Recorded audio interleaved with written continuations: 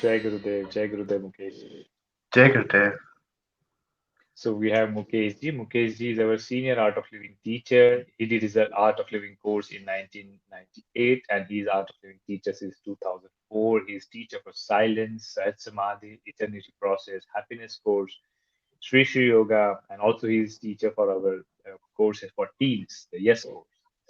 And I have seen Mukeshji many times in ashram, and but we couldn't get the opportunity to interact so much. And I'm very glad that we are getting this opportunity to interact today. Mukeshji is from Cape Town, South Africa, and he's leading our art of living there. Mukeshji, how this whole journey started for you? What was your background before art of The journey and the background was quite interesting. So in we lived in under apartheid at that time, where they separated us according to race and differentiation and in an unequal system. And so as an Indian, they said, you didn't really belong here. So they used to say that, yeah, you had this feeling almost as if they'd ship you home. So what had happened growing up in an Indian family, my parents were political activists and they were lawyers and they represented people like Nelson Mandela and those people.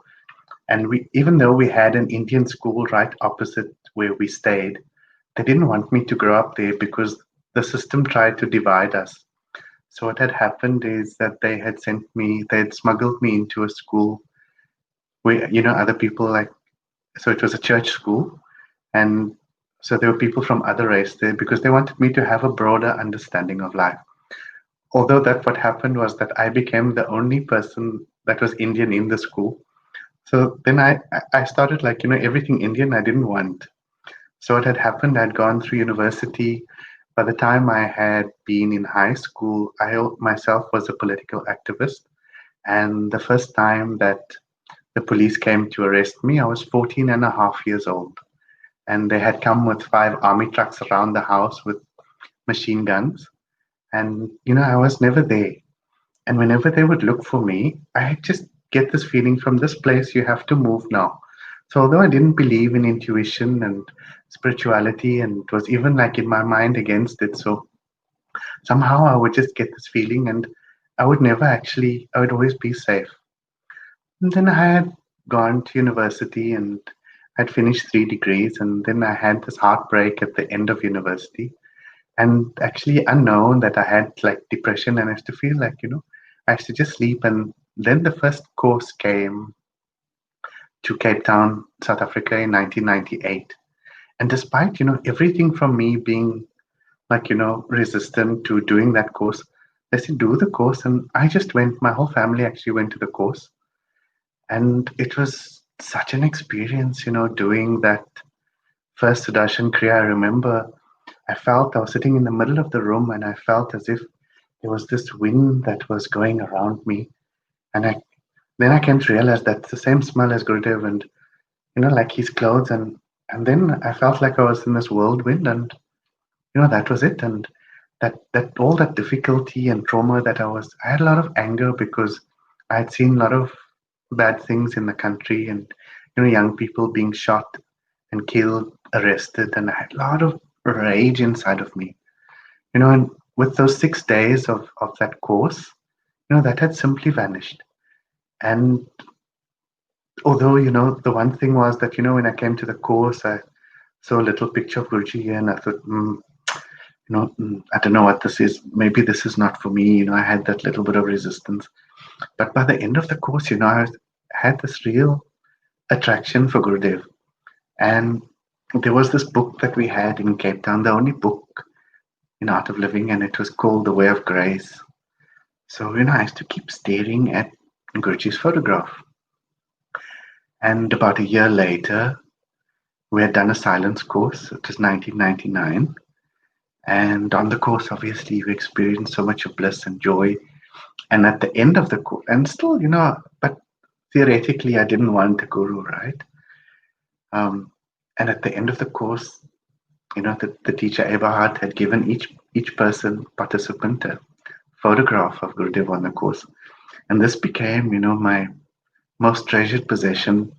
And I would keep staring at this photograph and feeling there's this deep connection with this being. And I would have the picture up, but as soon as I knew somebody was coming to see me, I'd take the picture and I'd hide the picture away. Then slowly that had, after the silence course, what had happened too was really a remarkable experience. After the silence course, I just felt like being alone a little bit. I had gone, to the beach, and I was watching, and the sun was setting, and I was speaking to Gurudev in my mind, and asking, like, I can see the sun there, but how many worlds and universes do we exist in? And right at that very second, it felt as if the sun hit the water. It like hit into my chest, and something amazing happened, and I felt as if all these people and trees and every being was inside of me, and I don't know how long it lasted. There were tears in my eyes, and then I realized that there's this connection with Gurudev. And after the silence course, it became really solid.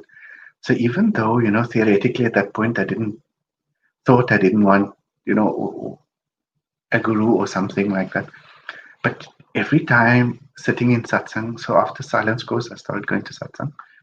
Every time there was a guru bhajan, even though I didn't know, the tears would just well, and they'd feel like, there's like I have to go and see this person.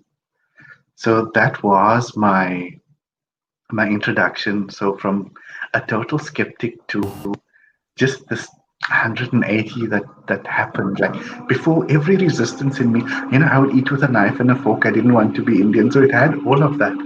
And this course just came and completely shifted all of that. So that And was then my when did you meet introduction to Gurudev? the art. When? So I, Oh, sorry. so after staring at his pictures, there was this book, The Way of Grace. I keep staring at, and I think the being is so amazing. It's like there's never been somebody like that. It's like a Jesus or Buddha or Krishna that has come to the planet. And I remember Gurudev had come to South Africa in 2002. It was October 2002, and I had this picture of Guruji that I treasured so much, and I wanted my own picture. And there was quite there was a railing, and there was this space where the international airport, where the visitors would come out. And so just as Guruji, the doors opened, I got a picture, but I thought I wanted one, closer to like the way he was closer. But as he started walking towards me, this overwhelming feeling happened. And I remember I still have the picture. I took a picture of the ceiling. I became so overwhelmed with the presence of this being that I took a picture of the ceiling. And it was really remarkable. We spent 3 days with Gurudev in Cape Town, meeting him, seeing that walk of what not a walk, but a glide. It was this truly remarkable experience. And we were at Cape Point, which is this famous landmark in Cape Town. We had taken Gurudev, and I remember, people were saying, let's take Guruji here to Cape Point, and they're saying it's the southernmost tip, it's where the oceans join. Some people said, no, the oceans join somewhere else. And I remember Gurudev's answer. It was like, but there's only one ocean, and that smile was like, and had so much of depth to it. So off we went, to Cape Point, and I was walking, and Gurudev had come up behind me, and I always had this pain at the back of my neck, and he had just come and he had put his hand exactly on that pain, and I was having a lot of difficulty at work at that time. I had worked for somebody, and the person used to keep telling me, a very powerful person, and kept saying, you should go somewhere else, you should go somewhere else. And eventually I did find a job somewhere else, but then this person wouldn't release me. So I was feeling a lot of frustration at the time. And Gurudev had zoned in on me. He had, came up to me and he put his hand on my back and he asked me, what is your name? I said my name, and he said, what do you do? So now I'm reading about Guru of Joy, Guru of Happiness, and I said, no way, you are not going to complain. So I smiled at him, I looked at him, I didn't say anything, and then Guruji he looked at me again and he said, what do you do? So I said, Guruji, I work for so and so and I hate my job. And then he smiled, and then I thought, now you've complained to Guruji, you know, look what you've done. And then I tried to speak to Guruji about the weather. He smiled, and off he went. And I thought, you complain, Guruji, he speaks of joy, he speaks of happiness. Look what you did, and there off he goes. And later on, we had taken Guruji to the airport, and there was a trolley, and it had an envelope, and I thought they forgot the envelope. As I lifted the envelope up, I saw these pair of shoes, these padukas, and I thought, oh, they had forgotten the shoes, and I took them, and they said, no, Guruji said these shoes have to stay here. So I said, okay, and so I said, okay, let me put them in the bin. It doesn't want them. Then I looked at them, and I had no understanding of the significance of the padukas, and I thought, no, if you put it in the airport, nobody will get it. Maybe if you find somebody that needs a pair of shoes, you could give it to them. And then I started looking at these shoes, and I just couldn't let go of them. And I had gone home that day after we left Guruji at the airport with these shoes, and we had made a magazine of Guruji and some of the things that he said. And there was a question that they had this knowledge, a question and answer with Guruji. And they had asked, Guruji, do you ever worry? And the answer was, do I look like somebody that worries? My only worry is that you don't worry. And as soon as I read that, the tears just started pouring out of me. And I think for 3 days, they were like non-stop tears that came. I would go to work and literally lock myself in the room because, I'd like smile and cry and smile, and it was so confusing. And now, if I look back, it was really this complete feeling of hollow and empty. And from that moment, the life had changed even more. It felt like everything inside had come out, and there was just so much of space inside. So that was my first meeting with Gurudev until I had gone to the ashram in August 2004. It was a TM, and I happened to was lucky enough to be on there. So you went to ashram? In August 2004. It was a point when I had just started, I felt this extreme longing for Guruji, and I used to just cry, and I felt like, I just couldn't be away from him. And my wife said, just get on the plane and you go, And actually, an interesting story also happened at that point that now I had a bigger picture of it. And at one point, we were having a disagreement, my wife and I, and she said, I don't think you love me anymore. And I said, what do you mean? And she said, the way you walk past that picture and look at that picture and smile at that picture, I don't think you look and smile at the picture as you look at me. And she asked me, like, so do you love him more than you love me? And it was like a trick question where you had just gotten married. And I said, yes, I do. And I asked her, do you do the same?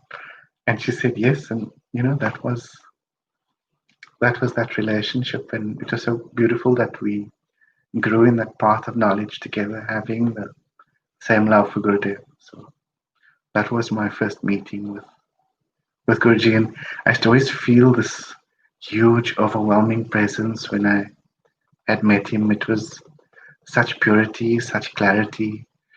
And that first time, even at the ashram, walking behind him, it had just started to rain, and I grabbed an umbrella and, given to Swami Satyajota and held the umbrella over Gurudev. And I was being massacred by mosquitoes. And I had actually witnessed this walking right behind Guruji.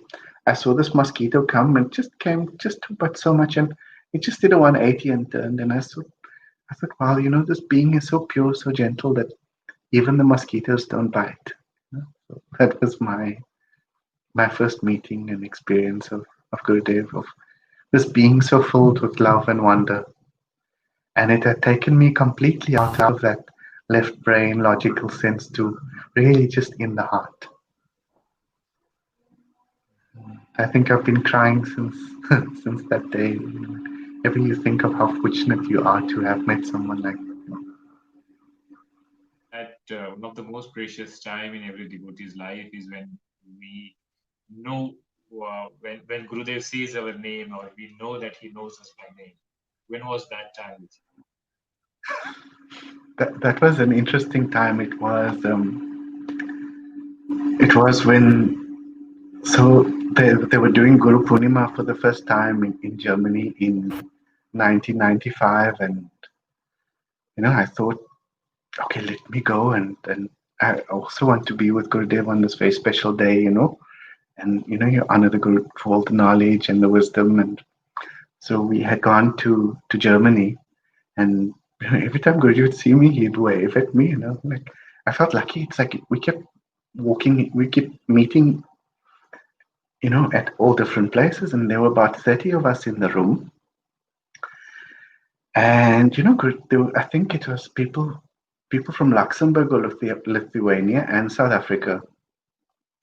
And Guruji had looked at everybody and he said, are you happy? Are you happy? Are you happy? And everybody's saying automatically, they say yes. And then Guruji looks at me and he puts his hand on his face and he says, Mukesh, you have come. I'm so happy. And, I just, my mouth dropped and I didn't know how he knew my name. And then Guruji was like hugging me and rubbing my cheek and saying, I'm so happy you have come. And I think that was like the biggest thrill that ever happened in my life. And Guruji had asked, he had just told me the year before, become a teacher. And he said, why are you not a teacher yet? You must hurry up and become a teacher. And all of this time I was thinking, am I ready to carry such great knowledge? And there Guruji had just said, no, you should hurry up and, become a teacher. And that was such a special moment, and not even knowing how Gurudev had known my name, etc. So it was a very touching moment at that time in 2004, that at Guru Purnima. And we had gone to meet Gurudev, and so Banama had told us, so we had thought we spent so much of time, and we had met Banama in the ashram, and she said, no, you can never leave without saying goodbye to Gurudev. And then we had waited for him, and then next thing Gurudev had invited us in, and Gurudev was watching the Lucy show, and he was laughing and laughing, and I didn't know whether to watch the show or there was so much of joy and enthusiasm coming out of Gurudev that I think I was watching him more than the show and just laughing, like not knowing why. It was such a special moment and feels just like yesterday when that connection started happening. him? And when was the first time you took a travel with Gurudev or you took a flight with him? So it's been really just a story of miracles. Even though that the distance physically between us is so far. Whenever I'd wanted to travel, every single obstacle had fallen away. And the first time, so whether it was TTP, when I wanted to go to TTC even, it was very difficult to get so many days of consecutive leave, etc. And I had, this place where I did my sadhana, I had Gurudev's picture. I only found it about 3 or 4 years after I had actually become a teacher. I had written, and it just brought so many tears to my eyes at that point, I had written, Guruji, I really want to become a teacher, but I don't know if they'll give me so many days of consecutive leave. And what had happened was that literally, and I said there's this legislative drafting course in India that happens, and maybe I can do that and I can do TTP at the same time. It's exactly how it happened. I was actually flown, from South Africa to India on a business class flight, paid for by work. I got my full salary in South Africa plus $80 a day to for the 3 months that I was in India. I was in India for 3 months and I took 6 days leave. I did TTP, met Gurudev, and all of it with only taking 6 days of leave. So we had so much of money that both my wife and I could even afford to come to Silver Jubilee and TTP. And there was always that longing. So, in 2008 was the first time that we started hearing about Navratri. And at the beginning, I had taken so much of leave before travel to do Shishi Yoga, TTP, etc. And there was quite a bit of that happening. So at the beginning of 2008 already, I had almost depleted my leave for the whole of 2008. And my wife said that she's going to go for Navratri this year. She wants to experience it, not just on, there used to be a webcast then, not just like that, but she wants it. And I said, me too. And there were only three of us at work, and we're supposed to have a complement of 10 people. And my friend was the acting chief at the time. And I kept asking her, please, can I go? And she kept saying, no, there are only three of us, and I need you, you're responsible. You have all this work that only you can do, and I can't let you go. And I kept nagging and I kept nagging, and I said, please let me go, please let me go. And she kept saying no. And eventually she said, look, I'm your friend, but I'm also your boss. So, please stop doing this. And then I said, I'll take sick leave or I'll just take unpaid leave. And the answer was always no, no, no. And somehow in my heart, I had known that I have to go and see Gurudev. And I was meditating on a Friday. Friday was always some special day. I could feel something happen. I had to come home early, do extra Padma Sadhana, meditate. And in that meditation afterwards, I had this strong feeling, you should come to India. You should come for Navratri. So I said, sure. I had this voice, which I've come to know is how Gurudev speaks to me. And I said, sure, I'm coming. And as my wife walked in the door, I grabbed her hand and I said, come, show me your ticket, show me your Navratri booking. And I booked the same, even though they kept saying, no, you can't go. And I said, and so I booked for Navratri. I had to come back for a court case right after that. I had helped facilitate that the same year that Gurudev did a talk at UNESCO on religion and human rights. And the organizers were so happy that we had got somebody of the status of Gurudev. And they had said that, we can also give you a free ticket to the US to, when Gurudev comes, you can also be there. And without thinking, I said automatically yes. And I thought, well, the flight is about 19 hours. And so I'll there and I'm there for 3 days. So if I take sick leave for that week, that's how I was going to do it. So I don't even have leave for the 10 days of Navratri. And now I'm going to do this extra week with Gurudev right after. And then I saw that Gurudev was doing a advanced course and a special Diwali Yagya in Texas. And it was done for the first time. And, without thinking, I just bought my place on that course. And I thought, okay, that's what I'm going to do. So now it's Navratri, 10 days back for 1 day, then 2 weeks. And, as it came closer, I kept thinking, okay, I'm going to go. Do I resign? What do I do? And about a month or so before I was supposed to go for Navratri, I got called to HR, and I worked for Parliament at the time. And they said, we have a query in the audit, and you've been allocated the wrong leave, and you have 36 days extra leave, and you have to take that leave before the end of the year. So off I went to Navratri. And when I was at Navratri, Gurudev said that I can travel with him. So after Navratri, I came back for a day, met Gurudev in the US, and spent 2 weeks every day with Gurudev. It was the most blissful feeling that one can have. And there were so many amazing stories that happened at the time, traveling with Gurudev across the US. So many things you came to realize. At that point, we were involved in an anti-corruption case, and the person we suspected had been using black magic against people who were about to testify against her. And my friends and colleagues were getting a little sick, and I was a little worried about that. And while traveling with Gurudev, I had asked him, Guruji, we were alone once, and I'd asked him, Guruji, I think my boss does black magic. And just from the way that Guruji looked at me, and he said, yeah, I know.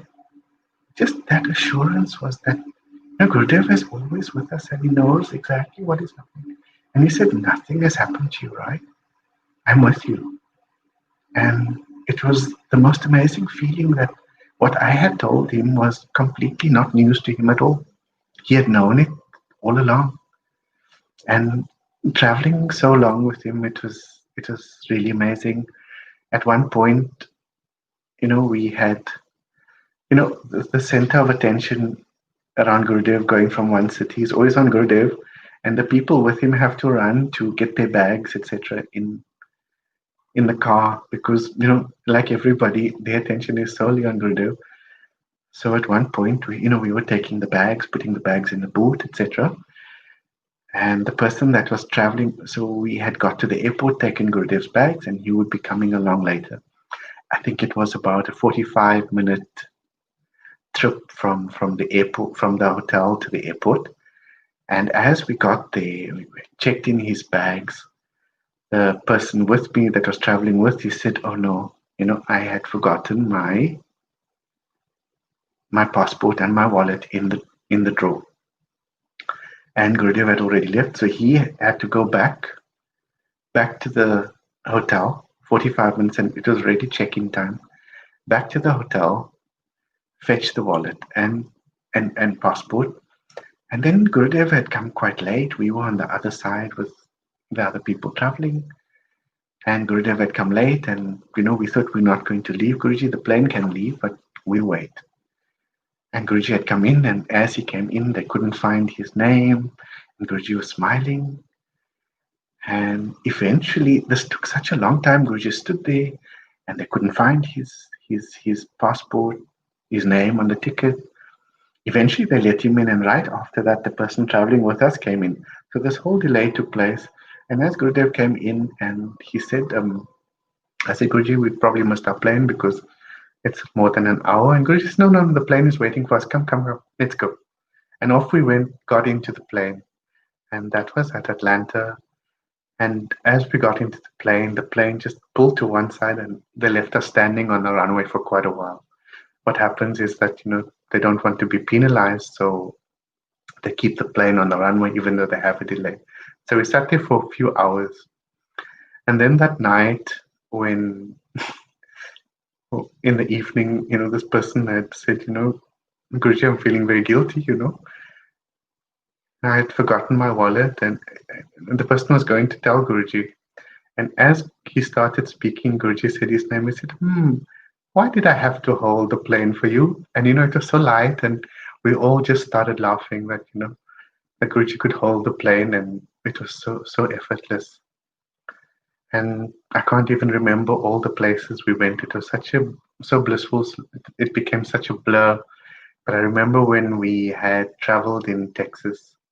So now after asking Gurudev in the beginning, like, Guruji, can I leave my job and can I, Guruji said later. In 2007, Guruji also said, okay, later, and in 2007, when we were traveling with him, now in 2008, I had we had spoken about it, and Guruji said, yes, I asked Guruji, do you have a plan for my life? And he said, no, I hold the blueprint, you just tell me what you want. And all I said to Guruji is, Guruji, I just want to do your work. He said, fine. And that's how it happened. I said, do you want to teach full time? I said, sure. So, but now for the first time, after having this intense desire for wanting to teach full time all along, my mind started saying, but what do you do you have no savings, you have nothing. And this kept playing on my mind. And we went to this talk at some place in Texas. It was quite a huge auditorium. We were sitting there with some senior teachers, and every time we would notice something on the stage, Guruji would turn, we'd say, oh, the roses look so beautiful behind Guruji. And he'd look, he said, oh, the roses are nice. And it seemed as if this dialogue was happening from Guruji to us. And it was really interesting, but in my mind, it was like, okay, what do you do for savings? What do you do? How do you live? And, these questions. And Guruji started saying, if you walk this path of love, you will have dearth for nothing else. And I said, yeah, but Guruji, but what if I need to go to the dentist? And Guruji kept saying, if you walk this path of love, you will have dearth for nothing else. And then Michael Fishman was sitting next to me, and he actually gave me quite a hard elbow, and he said, Guruji is speaking to you. And I looked at Guruji, and Guruji kept saying this, if you walk this path of love, don't worry, you will have dearth for nothing else.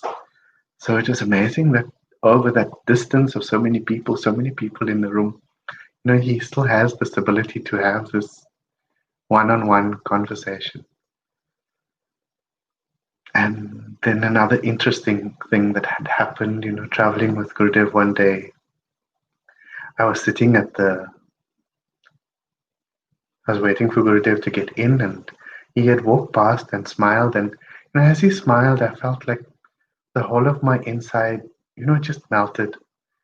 And I was sitting at the back of the car, and it was like really like even though traveling for so long, I was so love struck, and I had wondered, and I felt, I have this connection with this being, and it's for a long time. And so I had written Guruji a note, like, Guruji, I don't know how I know you, but I know that I know you for so long. How can I see, how do I know you? And I had passed it on to him. He turned around and he smiled, and he turned away. He didn't answer the next day. It was Diwali night. There were just a few of us that stayed with him. It was really special. The next day we had a bus. There was a bus trip from one city in Texas to the other. And every devotee on the bus would get a chance to sit next to Guruji, speak to him. And so I thought, okay, I'll sit behind Guruji and, usher everybody. And, and Guruji turned around and he spoke to me in Hindi and he said, no, you sit right at the back. So I thought, okay, I'll sit at the back. And, as the bus took off, it really felt as if somebody was hugging me.